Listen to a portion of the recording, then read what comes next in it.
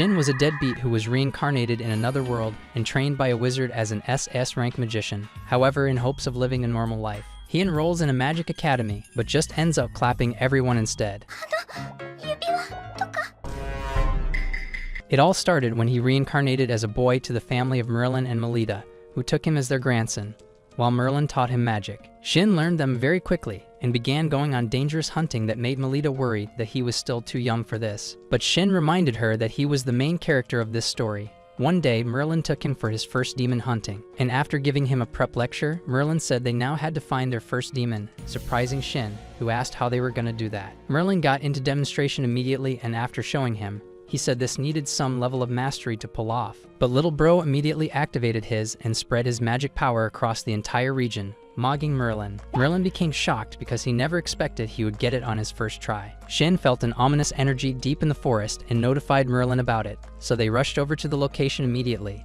Seeing the red monster, Shin got into action immediately before his gramps could stop, and he slew the demon in a few strikes, shocking Merlin, who just stood there looking. Merlin reported the event to others back at home later that night, which left them equally shocked. This made Melita wonder who he really was to be learning magic that fast and was even keeping up with Michael's fighting skills. She concluded that he must be from another world, but Merlin replied that it don't matter where he came from. He saw the boy as his grandson. The next day, Merlin called Shin to a separate place and told him he was not his real grandpa, but he found him as a jit in the forest after his parents were mauled. They couldn't even identify his parents because they were clapped beyond recognition. However, Shin was not so bothered about this and told Merlin that he was satisfied to have him as his grandpa and Melita too, leaving the old man emotional. A few years later, they held a feast to celebrate Shin's entrance into the age he could legally clap. His alleged uncle, Decium, asked him what he planned to do now that he was a man, but the bozo was just clueless. They suggested some job roles he could take, and he realized that this would be the first time he would earn money for himself and spend it. This fat-faced pig became shocked that he had not even gone shopping before, and Melita blamed Merlin for only teaching the boy magic, and not street lessons. Following this, Shin took them to a magic training ground far outside town using his teleportation, and Decium asked him to show the group what he's got. Shin went hold my beer mode and unleashed a powerful spell that caused a mighty explosion, creating a large hole in the ground and shocking everyone. Melita got pissed like an average Karen, blaming Merlin for not teaching Shin how to courteous. An old man said he just wanted to know how far his powers could go. Getting back home, they thought that it was not yet safe to send Shin to the city because of his extraordinary powers and fighting skills, or he would become the target of everyone. However, Decium suggested that they enroll him in the Magic Academy since the Empire was seeking to expand its military. He assured Merlin that he wouldn't exploit Shin for military use, but the clueless idiot, Shin, stupidly asked what a Magic Academy was, and Decium told him that it was a facility for training magicians. Decium then revealed that he was actually the king of the kingdom of Earlshide, shocking Shin because he had always just seen him as his uncle since he visited his grandparents often. He also realized that the other two were royal guards, and Michael, his fighting coach, was a retired knight commander. Decium explained that his grandpa and grandma once saved him when he was almost deleted as a crown prince during a demon attack. The next day, Shin and his grandparents left for the capital, and after meeting the butler and the maids in his would-be new home, he set out to have a tour of the city. However, he soon came across some hooligans trying to have their way with a girl, so he stepped in and whooped their backsides. Afterward, the girl thanked him and asked if he was fine. But then, he suddenly saw a pair of huge ripe juicy melons before him, immediately short-circuiting his brain. Following that, the girls introduced themselves as Maria and Cicely, and told him that they were taking the entrance exams into the Magic Academy the following month, surprising Shin as he also revealed that he would be taking the exams too. After Shin left them, Maria teased Cicely about Shin as she observed that she was already moist for him. On the day of the entrance exam, Shin became surprised as he saw the multitude of students also taking the exam, but he was more excited about seeing Cicely again if he passed the exam. While he checked the notice board for his exam information, this idiot named Kurt got angry for no reason and tried to harass him, but he pulled a quick one on him, making the dude even angrier. He listed his bio as the son of a high-ranking royal official, but Shin didn't give a flip about that. Prince August appeared at that moment and warned Kurt that trying to use authority over another student was against the royal decree. Kurt left in shame, and Prince August commended Shin for how he quickly turned that around earlier, but Shin was clueless about who he was. He then introduced himself as August, the son of the king, shocking Shin as he realized he was Decium's son. He replied that they could as well call themselves cousins then, and August laughed in agreement. But Maria and Cicely, watching from afar, wondered why he was talking to the prince so casually like that. They went for the exam after this, and during the practical session, Shin was paired with some students and was asked to demonstrate their magical abilities. The students were proud of the nonsense they were displaying, but Shin almost puked at how weak but confident they were. When it was his turn, the examiner asked him to keep his power under control, having heard about him from the king. However, Bro unleashed a terrible attack that almost destroyed the whole building, shocking the examiner and the students. But he said he was still keeping his power under control though. Add a meme that depicts aura farming. The results of the exams soon got released, and Shin came out on top, leaving him with the responsibility to give a welcome speech entrance ceremony. He immediately got nervous and tried to deflect to August, but August told him that it was the custom of the academy for the top scorer. Meanwhile, Kurt was somewhere else cocking up because his scores came out average as opposed to Shin's, which made him feel humiliated because this was the same guy that damaged his ego earlier. Getting back home, Shin decided to clean up the default enchantment on his uniform and overwrite it with superior magic. He got excited at the result and showed his grandma, who was shocked that he could pull off that level of enchantment. The next day, as they dropped him off at school, she told him not to tell anyone about his uniform, but he wasn't sure why she said that. Later, at the entrance ceremony, Shin was introduced for his welcome speech, and this was when Maria and Cicely realized that he was the hero's son. He went on to deliver his speech like a seasoned speaker, but Kurt just couldn't keep his stress levels under control. Later, after their first class, Maria took Cicely to Shin, and they told him that there was a guy harassing her because of his family status. Just while they told him this, Kurt started coming like a typical Ken, demanding to know why Cicely was talking to another guy. He tried to grab her, but Shin hit his disgusting hand away, and Kurt declared that Cicely was his fiancée, so he should stay away from her. Shin noticed Cicely trembling and told her he would protect her no matter what happened. So she declined Kurt's engagement proposal again, making him very angry that he threatened to have his father fire her father from his office. August came just in time and told him to get his ugly behind off.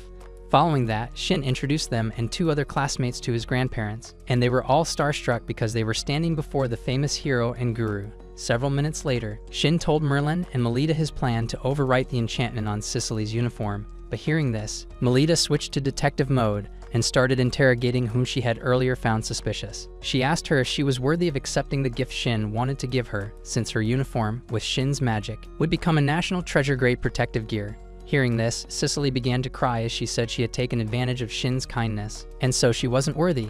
She stood up as she apologized and immediately tried to dip, but Melita stopped her, telling her she had passed her test. In her words, if Cicely had accepted without saying anything, she would have thrown her out, but since she told the truth, she would be allowed to have it. Melita eventually hugged her and she cried. Afterward, they all left, except Merlin and Shin, with Merlin wondering how slow they must be to not have noticed Cicely was trying to use Shin.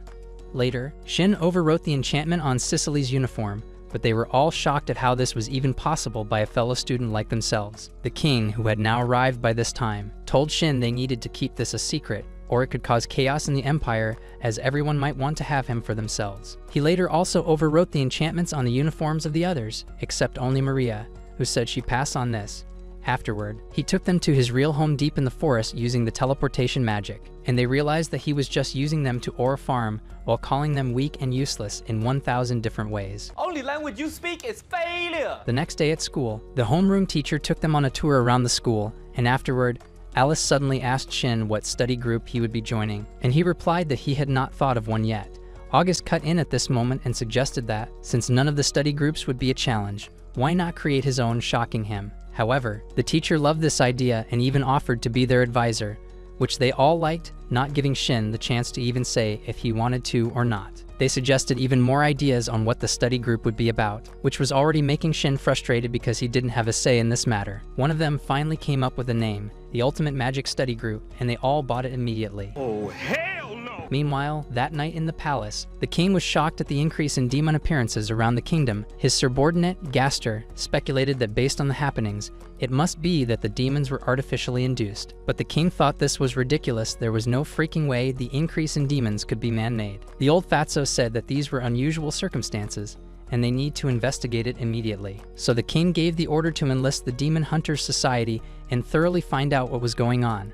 At the same time, Kurt's father had just been summoned by the king based on Kurt's sin, and he was very mad that he went to look for his son immediately. Kurt was still proving that he deserved the Karol, saying he was a chosen person, and how all this humiliation started when Shin showed up. He was about to speak trash about the cane when his father yelled and smacked his stupid mug to the ground. He then ordered that he be locked inside his room until he knew how best to punish him. The report got to the hearing of Shin and his squad the next day, and they wondered what had come over him, as he was never like this when they were in their old school. According to Arthur, all this started when Kurt started visiting Professor Shrum's lab, a creepy teacher who was transferred to their school in their 3rd year. He added that the professor stated that he was exiled from the kingdom to the school, and he always wore an eye patch that covered both eyes since he was blind.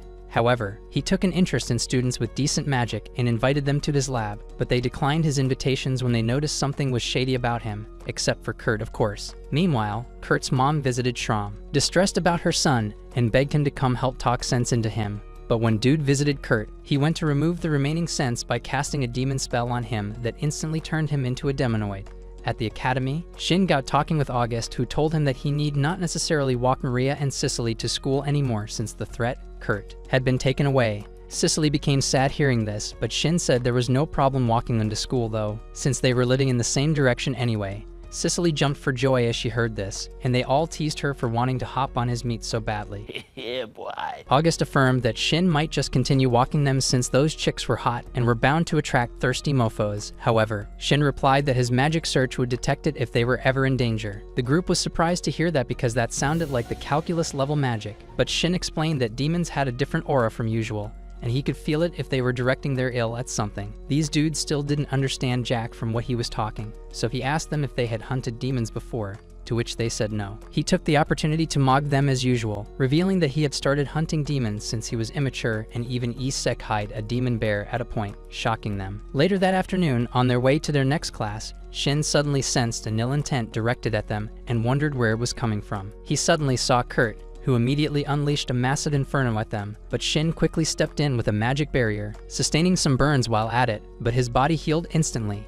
Kurt began to glitch as he became more fierce, making them realize that he was already demonized. Shin told August to take the others and get out of there immediately while he faced the demonoid. He charged at Kurt immediately while the others ran into hiding, and after a series of exchanges, Shin managed to land an attack that caused minimal damage, but he was shocked because demonoids weren't supposed to feel pain. Kurt got up and began to cuss at him, which made him realize that he had not fully transformed into a demonoid, because demonoids didn't have a sense of reasoning to talk. He soon unleashed a powerful lightning on him, and thought there might still be a way to save him from transforming completely. However, as he thought of a way to save him, Kurt suddenly began to gather up magical power into himself to create an explosion which could blow up the whole academy. So Shin quickly got into action. He summoned a magical sword and lunged toward him, ending him in one piece before he could cause an explosion. He got sober afterward because this was his first time isekai'ing a human, and he wondered what was happening.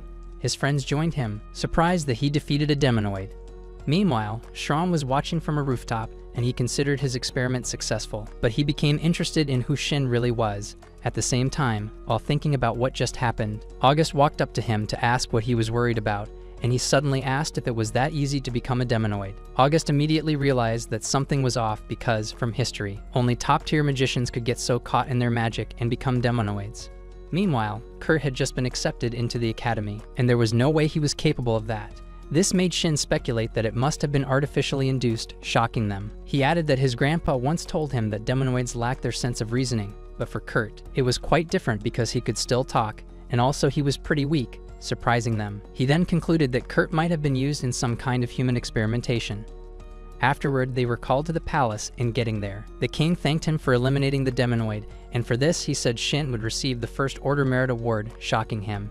However, Merlin was not pleased with this and asked what the award was for, reminding Decium that he had promised not to use Shin for political purposes. Decium replied that the kingdom had once faced a Thanos-level threat when a demonoid once appeared, which put the whole nation into a state of panic and chaos until he and Melita saved the day. However, a demonoid appearing at this time could have sent the nation into another frenzy, but thanks to Shin, who immediately handled the situation, bringing calm to the people. Merlin, even at this, was not convinced that Shin should receive an award, so he wouldn't be the public's target, but the king told him that he had to receive the award since he had achieved the same thing the hero and guru did. Merlin finally agreed, but warned that they would leave the kingdom if Shin's safety was ever threatened, to which the king promised to protect him at all costs. Everyone started glazing Shin after this incident, with some girls wondering who owned his meat because they would want to own it for themselves. Are you sure about that? Some other students began lobbying for a place in the Ultimate Magic Study Group, and 2 new students were selected. The first was Mark, who was from a Smithy family, and the other Olivia, who belonged to the same lineage as Gordon Ramsay. Shin asked Mark if he could make weapons, but the dude replied that he was still a bottom feeder in the craft and could only barely forge knives. Shin told him he would have loved to get a new weapon if he were good, and Mark replied that there was no way he would match Shin's weapon, which he used in slaying the Demonoid. But Shin told him he only used an ordinary sword, though it was only laced with magic power, which made it possible to slice through anything without force. Hearing this, Mark decided to forge something great then. Meanwhile, outside the city, some dudes from the security bureau visited Shram after learning that he had visited Kurt the day he became demonized. While they asked him some questions about his relationship with his students, Shram managed to give witty answers which the investigators didn't suspect. They even invited him to join the investigation to examine what really happened to Kurt's demonized body. They took him to the capital city, and on their way through a hallway, Shram asked why they were heading to the parade ground though, but the investigator replied that they were only following protocol. However, getting to the parade ground, Shram realized that he had been lured to this place to be caught as the army appeared around him. The investigator then explained that Kurt had made a mistake earlier, which gave his secret out. The king had actually issued a gag order to prevent the nation from knowing the name of the victim, just to protect his family name, but Shram, in their conversation with him, had mentioned Kurt, which he was not supposed to know. This only meant that he knew something about it. Realizing that he had been caught by the low-budget Sherlock Holmes, he laughed hard and revealed that he had used Kurt for an experiment as he prepared to unleash his magic. Meanwhile, Shin and his friends were passing by just at that time when they suddenly heard a blast through a nearby wall. They suddenly saw a dude with an eye patch, and August identified him as Shram, their old school teacher. One of the guards immediately warned August to run away because this dude was the one behind Kurt's demonization. Hearing this, Shin got mad and launched an attack immediately, but Shram blocked it with a magic barrier. However, Shin broke through it with his sword, shocking Shram as he quickly dodged an incoming strike. Shin retreated and immediately pulled an earthbending technique, but Shram was suspended in the air, shocking him because that wasn't supposed to be in the script. However, Dude launched at him in the air anyway and unleashed a powerful magical attack, revealing Shram's red eyes. Shin was shocked as he realized that Shram was a demonoid with his sense of reason perfectly intact. Shram became even more sinister and began to talk meanly of humans and how he didn't mind unliving them like chickens. Shin got angry and sent an attack, but missed, and while Shram thought he was the ultimate final boss of the story, he didn't realize that Shin was already preparing a massive attack to send him to the Lake of Fire. A massive heat ray suddenly hit him, phasing him into the underworld. The others were shocked that Shin was able to pull this off, and two officials from the palace, surprised to see the reason they came had been handled. They asked him how he did that, and Bro simply explained something that sounded like quantum mechanics, but seeing they weren't getting it, he told them it was all thanks to the anime gods. Meanwhile, outside the city, it was revealed that Shram had somehow managed to escape before Shin's heavenly punishment hit him, but left an explosive behind as a ruse. Now, he reasoned that he needed to take all the necessary measures to ensure Shin didn't interfere with his plans. Some days later, Melita called Maria aside secretly and asked what was going on between her grandson and the blue-haired. Maria told her that something romantic was definitely brewing between them, even though Cicely didn't realize that she wanted to clap yet, since this was the first time she was feeling this way toward a boy. The next day, on their way to the Beanworks, Mark's family's smithy business, August noticed Shin was frowning and asked about it. Shin suddenly stated that Shram might still be alive, shocking August, who then asked how that was so. He explained that he tried the same heat ray blast in the forest and discovered that it didn't leave a sign of an explosion like it did with Shram, which must mean that Shram had deliberately caused an explosion while he escaped to deceive them. Hearing this, August told Shin to order any weapon he needed at the Beanworks, Bill's on the palace, since he was the only one who could defeat Shram, and he needed to be adequately equipped for it. Getting to the smithy, they met an average-looking crusty man who happened to be Mark's father, and August told him to make whatever Shin ordered. Meanwhile, in the Blue Sphere Empire's royal castle, a dude named Vest reported to the king about his findings on the Earlshide Kingdom, saying that the Empire was currently in commotion because of the infiltration of demons. This amused the king of Blue Sphere, as he thought this was a perfect opportunity to take over Earlshide. Later that day, after Shin described what he needed to Mark's father, he noticed the smithy had other floors and Mark about it, who told him that they sold other materials and accessories there. Shin immediately asked Cicely what kind of accessories she wanted, and thinking he was trying to riz her in broad daylight, she became embarrassed only for the clueless idiot called Shin to say he was thinking enchanting accessories with defensive magic would prove highly effective. The others asked how he could have fumbled that, but he still didn't realize what they were talking about. He took Cicely to the accessories floor though, and asked her to select whatever she wanted, but she asked him to choose for her because she didn't know which one to select, just like every random girl. So Shin picked a ring for her and, after enchanting it, told her this would make her safe. But Cicely had taken it farther than Shin imagined. She low-key thought this was a proposal. A few days later, it was the day of the award ceremony, and Shin was called to the palace hall to receive his award. He walked to the stage looking like this, while everyone clapped for him. After presenting the first order of merit to Shin, the king announced his promise to Shin's guardians before everyone and said the day this was breached would be the day Merlin and Melita would take him and depart from the kingdom, never to return. Meanwhile, Shin was surprised that he actually told everyone about it. On their way back to the academy, Shin discovered he had now become a celebrity overnight with everyone trying to get on his meat. So he immediately created a gate and got to the academy with that instead. But he stepped out to soft, bouncy melons in front of him and almost jizzed some magical fluid. Meanwhile, Mark and Olivia, who had not seen him use this before, were surprised, and Shin didn't miss that opportunity to aura farm. He then thought that it might be time to level up the team's magic power due to the recent occurrences, so he gathered them in a class and began lecturing them on the use of magic barriers. He used the opportunity to aura farm again by showing them how powerful his magic barrier was, unlike Maria's weak own. Seeing this, the girls dropped to the ground in moistness like they had been clapped by Johnny. He then told them that they wouldn't get anywhere if they couldn't control that amount of magic power, and because of this, they would start practicing magic control every day. At the same time, in the Blue Sphere Empire, a lady named Miria brought a new report to Shram about the Empire going to war, and he laughed hysterically as though they were all dancing to his tune. Shin took his friends to meet his grandparents after their class, and they told Merlin that Shin had been hard on them in his training. Merlin then revealed that what made Shin special was his ability to visualize the process of magic and not just the result alone, surprising them because they were clueless about what that meant. Merlin then yapped some boring information you shouldn't worry about, and then demonstrated that he had also learned to use the relocation magic thanks to Shin's directions, shocking Shin. Merlin finally told all of them that anyone could achieve Shin's results with adequate technique, visualization, and magic power. Afterward, Melita commended Merlin for his speech and how he had to learn to use the relocation magic just because he wanted to prove that Shin was not abnormal, like most people thought, and anyone could be like him. Following this, Shin went to get his weapon from the smithy, and he tried the new innovation of changing the blades without the handle, as one of them had suggested. Seeing this, August asked if they could also use this technologia for the nation's military so weapons could be mass-produced while reducing costs. August then revealed the unexpected truth that Earlshide might be going to war with Blue Sphere, as the nation had been massively preparing for this. Even the students at the academy may be enlisted for the war, but August stated that he wouldn't get Shin involved in the nation's mess since he was busy handling the Demonoids. However, Shin replied that he wouldn't refrain from joining the war if they were ever in danger because they were his friends and he couldn't do without them. Some days later, the King of Blue Sphere, Harold, received the report that the Earlshide troops were already waiting for them at the border, shocking him because they were not supposed to know the Blue Sphere Empire was planning a secret attack on their kingdom. He got really vexed and asked the guards where Zest was, but King Harold was told that he and his scouting party had gone missing since the day before. Hearing this, Harold realized he had been deceived, and he swore to feed Zest to the Isekai gods if he ever laid his hands on him.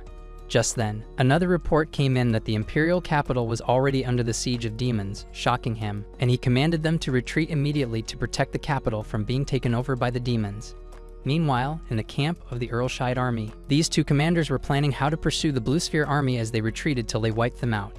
However, a soldier suddenly came in with the report that the advanced guards were being attacked by demons. The commanders were shocked and wondered if the Blue Sphere army's retreat was being aided by demons. At the same time, there was a rampage of demons within the Blue Sphere Empire with Shram and Miria at its core. Miria had now become a demonoid with crimson eyes, like she was high on cheap crack. Shram asked her how she felt to be a demonoid, and she replied that she felt more powerful than ever. Several days later, Harold returned to the imperial capital in haste, and just as he commanded his soldiers to make sure they handled the situation in one piece, he entered his throne room only to find Shrum sitting there. Shrum told him he had come to do the honors of sending him to the afterlife personally. He immediately activated a magic circle underneath him and sucked his soul out with his evil spell. About 3 days later, the two commanders from Earlshide visited the Blue Sphere imperial capital and were shocked by the sight of the destruction, wondering what had happened. Just then, Shrum suddenly appeared and told them he had been expecting them. He thanked them for trimming down the number of the Imperial forces, as it made it easy for him to wipe them out. They realized it was Shrum who instigated the war, and while they prepared to go against him, they suddenly saw a large group of demonoids. They returned to Earlshide 3 days later and reported this to the king, which left everyone wondering what to do next.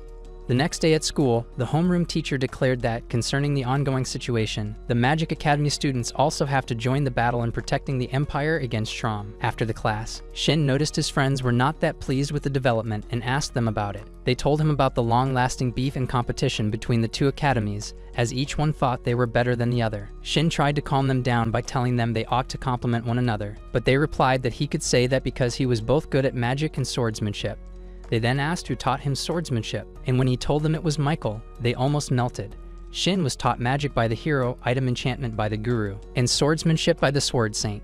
They all thought at this point that he was specially loved by the plot gods while they were just NPCs. The next day, the magic students met the upcoming knights, but the knights still thought they were better than the magic guys. On their way to the training ground, Shin tried to do his motivational speech crap again, saying the two teams needed each other, but the arrogant knights told him to stop tripping. He asked if they had fought a demon before, but they got pissed thinking he just wanted to Aura farm because he had defeated a demonoid before. So, Shin, in order to teach their stubborn skulls the whole point of the training, stated that when they came across a demon, the knight training students would go first to combat to prove what they've got, and they agreed.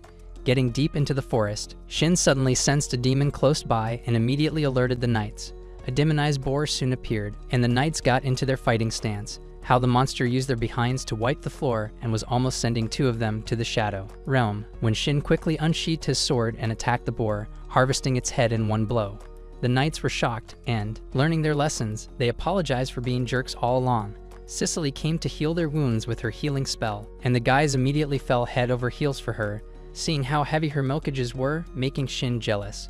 Following that, the dude started to treat Cicely like a princess while Shin had almost added 10 pounds from fuming in jealousy. August told him to go and cop his girl like a real man, but homie was just a coward in women's affairs. Just then, Seed told them to stop goofing around as new demons were heading toward them. Shin checked this and realized that there were many, and before they could think of what to do, two of the knights ran toward them, warning them to run because they were about 100 of them. Shocking them, Shin said they should leave it to him, and they immediately agreed since they were only going to hold him back after all. As the monsters drew closer, looking like they were rabid, Shin started cooking a powerful attack and unleashed it, wiping them all out at once. The knights were shocked to see and immediately regretted trash-talking him earlier. One of them, named Miranda, went to apologize for disrespecting him. She also apologized to Cicely for talking trash to her boyfriend, instantly making both of them embarrassed. On their way back, a bear demon suddenly emerged from the forest, and the knights and the magic students worked together to eliminate it. The two seniors, seeing this, were pleased that they were already learning how to combine magic and the sword. Then, Seed walked up to ask Shin how the prince and his other friends had managed to make so many improvements in using magic. Shin replied that he formed a study group, and they are members of the group. Seed realized that Shin was giving them special training, but Shin replied that he wouldn't call it special since he was only teaching them the same way his grandpa taught them. Hearing this, Sieg asked to join the group too, so he could learn how Shin did his magic, but August cut in, saying that would not be possible, because Sieg was in the military and that would mean militarizing Shin's power, which could lead to some diplomatic issues. August further said they didn't want everyone having access to Shin's level of magic, because if that happened, the world wouldn't be destroyed by demons, but by humans themselves. He added that he had told the other members of the group to keep this power from spreading out into the world. Seek, however, told Shin to just explain how Merlin taught him, and August told him it was just simply learning to increase the amount of magic he could control. That's all. Seed found this too basic, but August called Maria and Cicely over and told them to create magical barriers as Shine had taught them. They immediately activated magical barriers, which shocked Sieg as he saw how thick they were. However, the girls told him this was still thin compared to Shin's own, and that they still had a long way to go. Sieg then said he would practice his magic control too. Just then, Miranda came to meet Shin again to thank him for handling the bear and the boar for them. He told her not to worry about it. Meanwhile, for the two other teams, the Magic Academy students in the first team managed to establish the fact that the overconfident upcoming knights needed the help of the magic. However, those in the other group only managed to mess everything up since the magic students also only wanted to show off, but their magic blew up in their faces.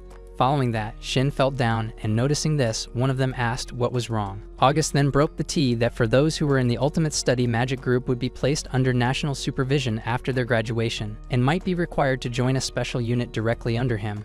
This could make them the target of other lands. Shin felt sad that he had changed the trajectory of their lives, but they told him not to worry about it, as they were more than happy they were a part of this, shocking Shin as he was not expecting them to be happy. August then told him that as long as they didn't misuse their powers, they could become the first anime Avengers in history. Hearing this, they suggested they needed more training to become stronger since they would be joining a special unit. They went to train after this, and during the training, August gathered all of them, saying he had important information he had to tell them, which had not been revealed to the public yet.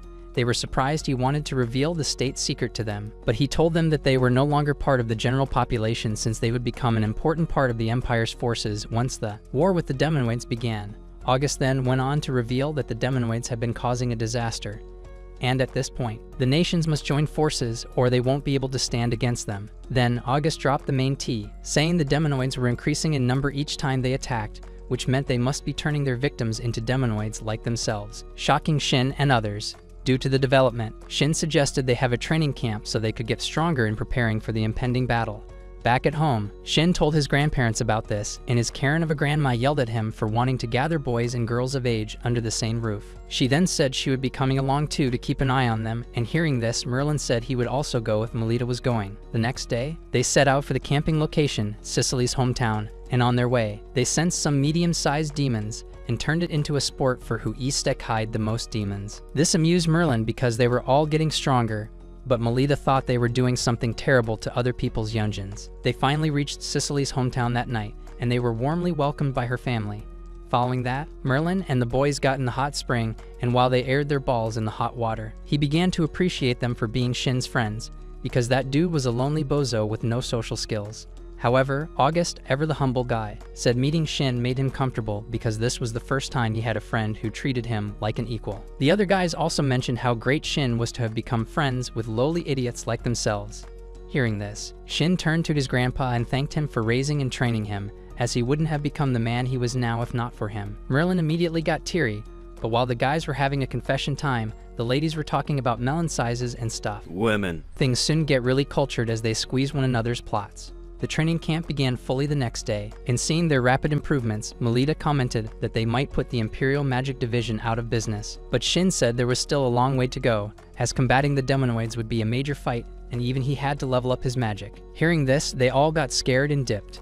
Following that, Shin decided to mock them with his magic power again, and seeing the massive destruction he caused, Melita came to give him a whooping, asking him why he used that much power. They soon called the training a day, and as they left, August told Shin to get him back to the palace because he needed to gather more info about the Demonoids. Getting to the palace, they suddenly found a princess named Ellie waiting for the prince. She began to complain about him not returning early, which made Shin wonder who she was. August revealed that she was his fiancée, shocking Shin as he had never mentioned he had a chick prepared for him already. Ellie came closer to greet Shin, but August asked her what she wanted, and she accused him of leaving May and her alone while he went camping. May, August's sister, appeared just then and said that his brother was awful to have let her miss the opportunity of seeing Melita, whom he knew she had been longing to meet. Shin was surprised and tried to calm her by being the nicer dude. Then August asked May and Ellie what they were doing there, to which they replied that they had decided to join them at the camp. August got pissed and immediately clarified that they were not there playing softball. However, when they tabled this before the king, he told August to allow them come with him, since Merlin and Merida were there, and would be gating to the location with Shin's magic so there would be no problem. They returned to the camp with Shin's magic, and the girls were surprised that something like this was possible. Meanwhile, August informed Ellie that he wouldn't be available for a couple of moments as this was a magic training ground, and she replied that she wouldn't get in the way. She had only come to make sure there was no pest around him. Shin was amused by this and asked her if she didn't like seeing other women around August, but he was shocked when Ellie revealed that the pest she was referring to was him. She stated that everything August had been about recently was Shin, which was making her jealous. Shin found it embarrassing that she thought they had some sort of bromance going on. August revealed that he still loved to clap him cheeks, but seemed to be at rest being with Shin, his new friend. However, Ellie started to throw tantrums because the only thing her ears heard was that she was causing trouble for him, so he had to find rest in someone else. August calmed her with some Riz lines. Settling at a restaurant, August, still trying to reassure his fiancée, revealed that Shin had a girl, shocking Shin himself as he wondered who was dating him without his knowledge. August revealed that he knew the tension that was going on between the two of them, which could mean nothing other than that they loved each other. Shin, the slow idiot, asked how he was sure Cicely liked him, but August asked him if he would continue to be slow and not take action. Following that, Shin became very embarrassed when he saw Cicely, which made Ellie and May realize that this was who August was talking about, so they teased him about it, making him more embarrassed. Later that evening, May finally met her idol, Melita, and seen her tender attitude. Melita said she wasn't like Shin, who was all over the place, and she had to hold his hand all the time. The others added that it definitely wasn't easy training someone like him. Everyone found a way to roast Shin's upbringing, but reaching Cicely's turn, she told him not to worry. They would love their Yunjins well, shocking everyone. She soon realized what she had said and became embarrassed as she ran off. After that, August walked up to him and said he would have to be a fool not to catch that cue. Realizing that Cicely liked him, he met her later in a gazebo and had some cringy moments before Shin finally told her he loved her. She said she loved him too, and then he asked her to be his girlfriend. Then came the part where they kissed. But before they could swap any spit, they got interrupted by their friends who had been lurking in the bush. They all teased them both, and Shin officially announced that they were now clap buddies with strings attached. However, August, after congratulating him on his new clapping adventure, told him not to get carried away because there were still demons to clap. The next day, they continued their training with Shaolin volleyball and almost injured themselves, making Melita rebuke them. However, Merlin thought they were doing a good job and told them to continue, but Shin, who brought the idea in the first place, was already worked up because he never expected they would take it this far. After the training that night, they all spent time talking, but Shin suddenly noticed his grandma coming, and they quickly hid under their blankets, which surprised Melita to see them all asleep because she thought she had heard voices earlier. Shin and Cicely happened under the same blanket, and the chick was almost reaching her peak, surprising Shin. He soon realized that his hand was on her plushies, instantly causing him to scream. Melita found them in this compromising position and yelled at him for thinking he could now do the boombaya because he was in a relationship. One random morning while Shin was out flexing his magic muscles, Cicely cornered him with that look on her face and basically said, "Yo, we're getting engaged, so you better come meet my dad before he clocks in for work." Shin, being the confident wizard simp he was, nodded like a bobblehead and dragged his clueless self over to Cicely's house. Her parents were chill. They gave their blessing faster than a TikTok trend dies, and Cicely turned into a tomato out of embarrassment. They got back to camp, where everyone was sweating buckets and training, blasting spells like they were trying to one-up a Michael Bay movie. Ellie stood there with her jaw on the floor, wondering how these maniacs hadn't blown up the whole planet yet. Just then, Shin said some nonsense about that being just the warm-up, and Ellie nearly passed out from shock. What?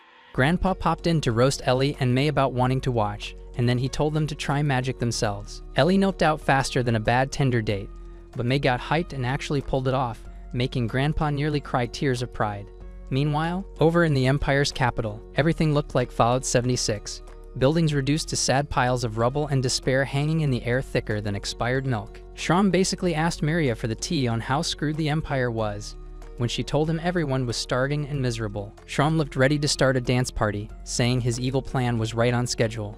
Back at camp, Shin decided to try out a new spell. The squad threw up their shields like he was about to nuke them all, but Shin told them to chill because it wasn't offensive magic this time. He then made a rock float into the air, acting like it was some groundbreaking magic trick.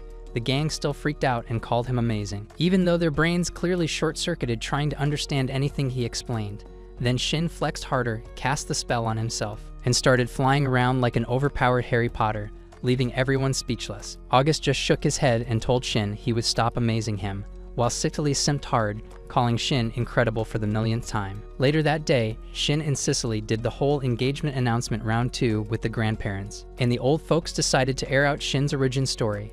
They told Cicely's family he was adopted, worried it might cause drama. Cicely's dad basically shut that down, saying they didn't care where he came from. They liked him because he treated Cicely right. Everyone cried fake tears of joy. Shin promised to protect Cicely forever, and the whole thing looked like a sappy romance special. Fast forward to the next day, the squad suited up in their new drip, magic-enhanced uniforms, stronger than half the national treasures in the kingdom. Shin explained the enchantments like he was selling nifs, promising they'd boost their defense and power. The crew were hyped but also freaked out when Shin told them they'd be going toe-to-toe with upper-class demonoids. May and Ellie whined about being left out, but August explained it was real combat training with big monsters and their fragile little heads might get squashed. Shin gave May a magic phone to stop her from sulking, but Granny caught wind of this new tech and scolded Shin for basically inventing magical smartphones without a permit.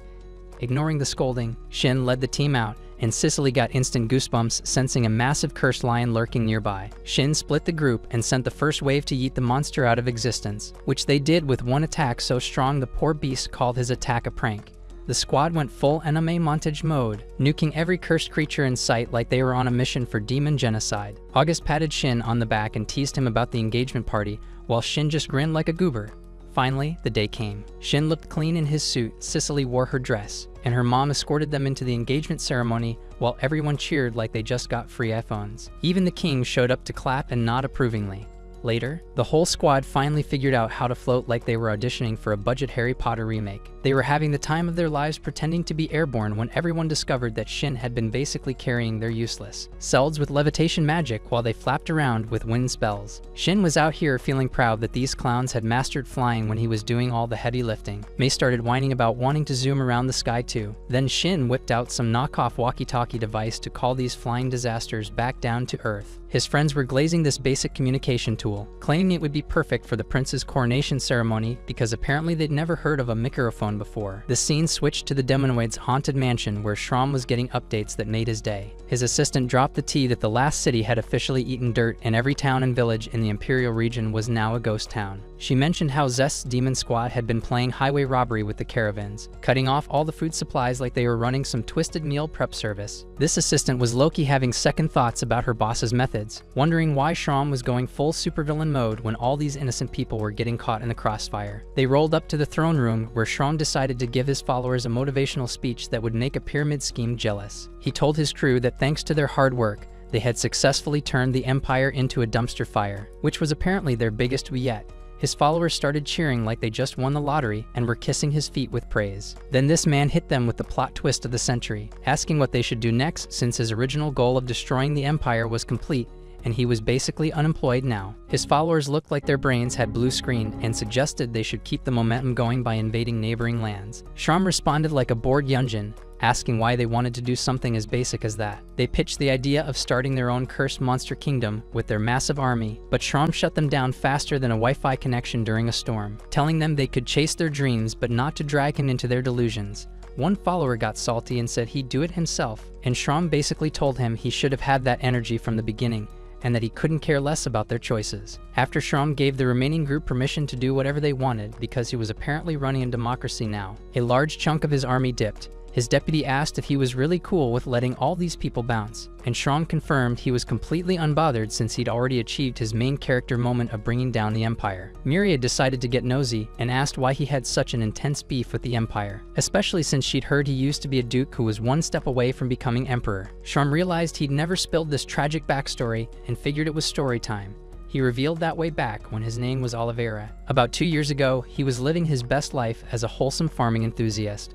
Turns out this man was single-handedly revolutionizing agriculture and creating jobs in rural areas. When his colleague asked why he was being so nice to regular people, Shram explained his origin story about how he used to think nobles should run everything until he traveled abroad and got his mind blown by a foreign country that treated everyone like actual human beings instead of having a slavery system, and where even common people were living comfortably instead of struggling to survive. The flashback continued with him chilling in his mansion library when his pregnant wife, Ria, walked in and suggested he take a break. She was worried about his health since he was grinding so hard for his people, but Shram flipped it back on her, saying she needed to focus on her health more than him since their unborn midget was their greatest treasure. Meanwhile, in another location, some salty noble named Richmond was having a secret meeting with other jealous aristocrats. One of them suggested summoning Oliveira to the capital because he was becoming too much of a threat to their comfortable lifestyle. These nobles were having a collective meltdown because common people were leaving their regions to work under Oliveira's better conditions. Richmond was spitting facts about how if Oliveira kept contributing financially to the empire, he'd become the most powerful person in the country and eventually become emperor. Richmond hatched a plan to keep Oliveira trapped in the capital using any excuse they could manufacture. Back at Oliveira's house, he was celebrating after receiving a letter from the other nobles saying they finally wanted to hear his ideas. His wife congratulated him but was suspicious about why they suddenly changed their tune and wanted to know what was really going on. He explained that their recent tax revenue drops had gotten the nobles' attention, and if his contributions kept increasing, it might threaten their titles and force them to actually do something productive for once. He read that they were planning a meeting in the capital soon and wanted him to guide them in regional management. His wife asked if he was sure it wasn't dangerous, pointing out that some nobles saw him as a major threat and might be plotting something sinister. He reassured her that he was basically untouchable because of his magical abilities and his experience hunting demonoids when he was younger. After he left for his journey, his wife watched from the window, praying nothing terrible would happen to him. In the village, people were starting to panic because someone had gone missing, and this was the third disappearance in a pattern that was getting scary. The problem was that all the missing people were women and jits, and this wasn't just happening in one area but across multiple regions.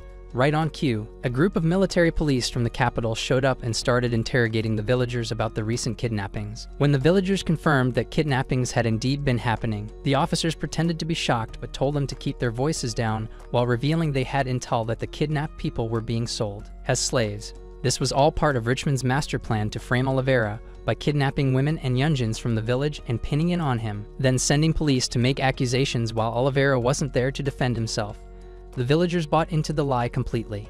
Meanwhile, Oliveira had decided to head home early because he missed his wife too much to stay away. Richmond was putting the final touches on his scheme to eliminate Oliveira permanently. He loaded some kidnapped women into a carriage with Oliveira's crest plastered on it and had the farmers discover them as evidence. The farmers lost their minds with rage and formed an angry mob with torches, marching straight to Oliveira's house. When they arrived, they set his house on fire, isekai-ing his wife in the process.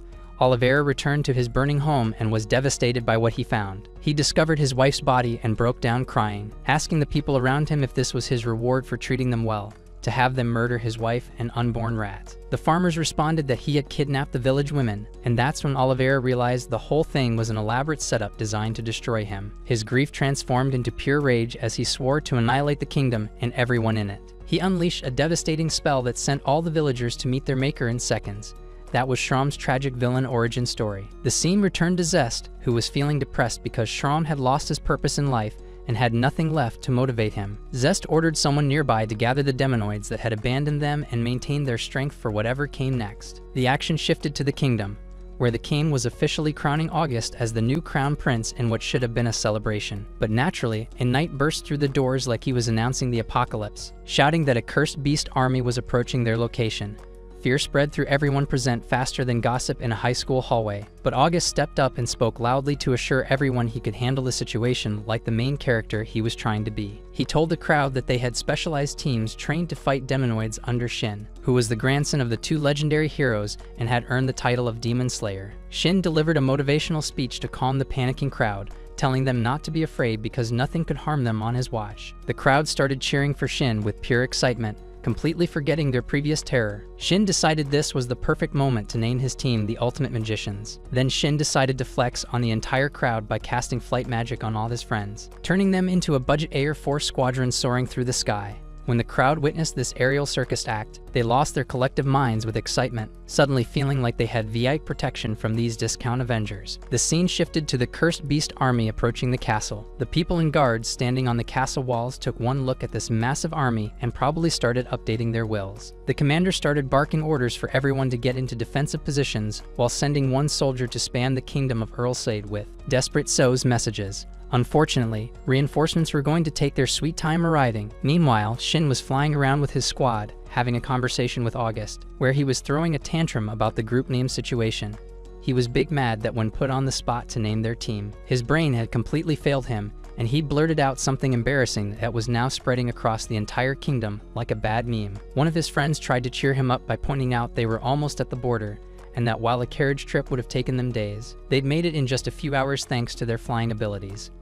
Maria was having pre-battle anxiety about facing the demonoids, but Shin played therapist and reassured her that she was way stronger than those monsters now. He then turned to Cicely and gave her the medic role, telling her to focus on healing the injured while instructing the rest of his friends to go absolutely feral on the demonoids with everything they had. Inside the kingdom of Swede, complete chaos was unfolding as a woman was running for her life while carrying a rat, being chased by demonoids who were treating this like some twisted game of tag.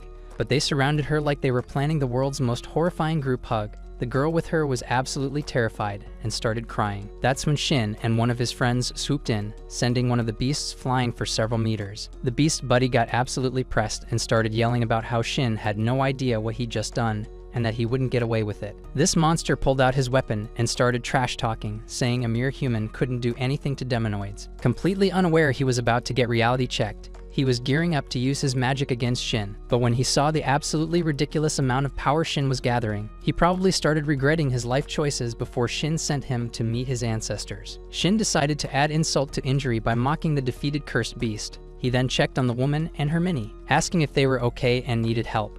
They assured him they were fine and wanted to know who he was and what they were doing there. He explained they were back up from the kingdom of Earlsade and told them they could leave without anyone bothering them.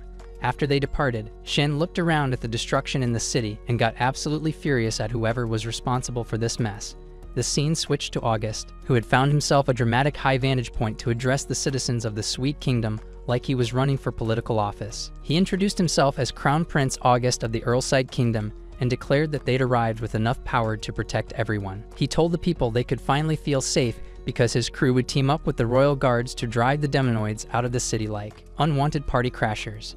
Then he turned his attention to the Demonoids and delivered what was basically a threat wrapped in royal language, telling them their situation was about to get really bad because they had the demon slayer hero Shin on their side. When the people heard this announcement, they got so hyped that they probably forgot they were in the middle of a crisis. The king was watching August with pure pride, feeling relieved that the cavalry had finally arrived. Next, Shin started playing team captain and assigning roles to his friends. He asked Cicely to go rescue the injured people in the city, and she agreed while promising to save as many as possible. Meanwhile, one of the Demonoids was lurking around, observing Shin and probably having an existential crisis about the extent of his power. Two of Shin's friends decided to confront one of the Demonoids, who immediately started roasting them by saying he didn't know he'd be fighting a bunch of Yunjins. One of the girls got so offended she was ready to throw hands, but her friend Lin had to grab her and remind her that she couldn't handle situations when she was emotional, especially when facing a cursed monster. The girl realized she'd almost made a rookie mistake and promised to fight properly from now on, but Lin hit her with the ultimate plot twist by revealing she'd already taken the monster down while mixing sand with water to finish him off. Quickly, right then, they heard a knight screaming bloody murder nearby.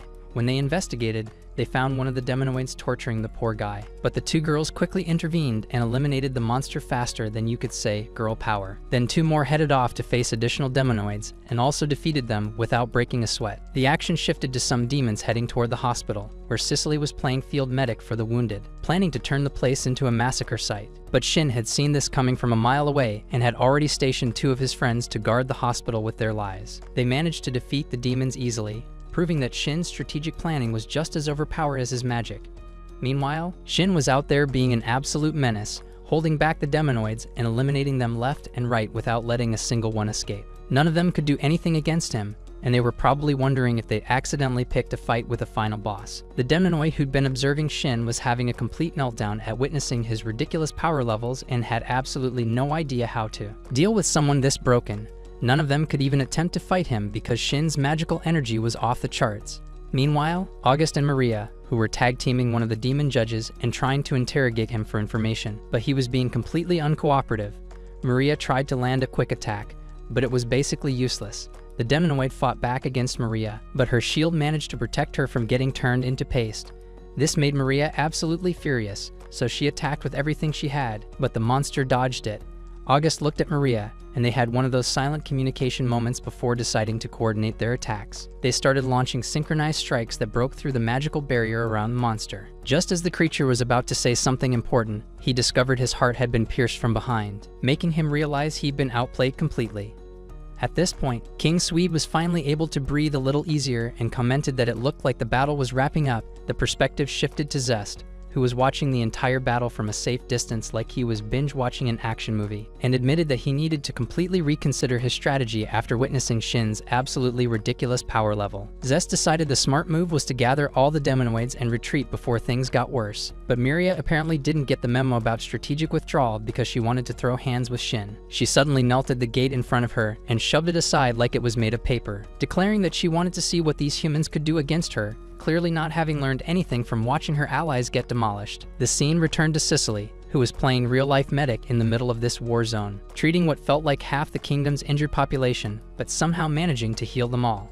Suddenly, a desperate woman approached her, begging Cicely to heal her husband immediately because apparently this was now a medical emergency within a medical emergency. When Cicely arrived at the scene, she found the woman's husband bleeding out worse than a horror movie extra and in absolutely terrible condition. The woman was pleading with Cicely to save him. Cicely agreed to treat the man because she wasn't about to let someone die on her watch. At the same time, Shin was having his mind blown by Miria's magical strength. Miria was gearing up to attack them again, but just in the nick of time, the two young girls showed up and managed to block her strike. They started screaming at the soldiers behind them to evacuate immediately or else they'd just become dead weight in this fight. The battle escalated with everyone launching magical attacks left and right, and Alice got so carried away that she knocked down an entire building with her magical power. Before Alice could continue her demolition spree, Miria struck her from behind like a coward. However, Miria wasn't done being a menace and intervened again, defeating Alice and using her as a human shield so Lynn couldn't attack her. Miria then decided to add insult to injury by mocking their fighting style, calling it weak, which was probably the last thing they needed to hear while getting their butts kicked. Meanwhile, the monster who'd been stalking Shin noticed reinforcements arriving and wondered if that was Lord Zest. But when he tried to rally a group of monsters, they got annoyed and started questioning whether they really needed to follow orders. Before one of them could finish complaining, he got attacked and eliminated,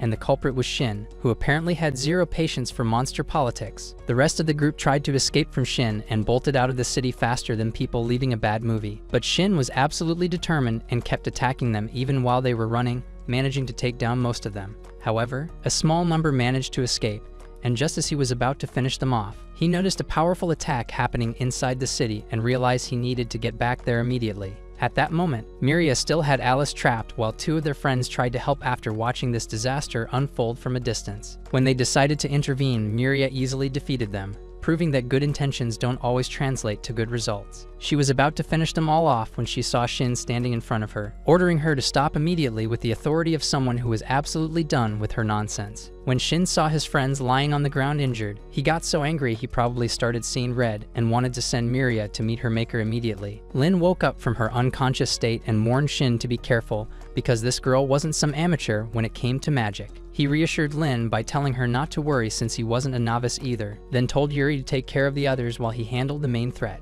Shin started attacking Miria, and it was obvious from the beginning that he had the upper hand in this fight, like he was the final boss, and she was just another mini-boss. Miria realized she was outmatched and tried to find any opportunity to exploit, eventually spotting some of Shin's friends trying to help him. She took advantage of this distraction, attacked them all at once, and got them out of her way so she could escape like the tactical coward she was. Miria, apparently deciding that if she couldn't win, she'd at least cause maximum damage, wanted to blow up the entire area. When Shin noticed her destructive plan, he ordered one of his friends to create a magical barrier to protect everyone else from the explosion. After the attack ended, everyone was fine, but Miria had managed to escape, proving that sometimes the bad guys do get away.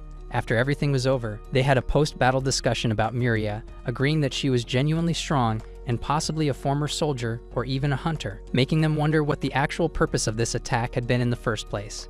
They decided to start hunting for the demonoids. The scene shifted to the group that had managed to escape from the demonoids, including the boy who'd been observing Shin like a creepy stalker. He talked with Miria and learned that Zest had wanted her to create an opportunity for him, which explained why this whole thing felt like an elaborate setup. The demonoid was upset because Shin and his friends had way more power than expected, and they'd lost many soldiers in the battle, making this a massive tactical failure.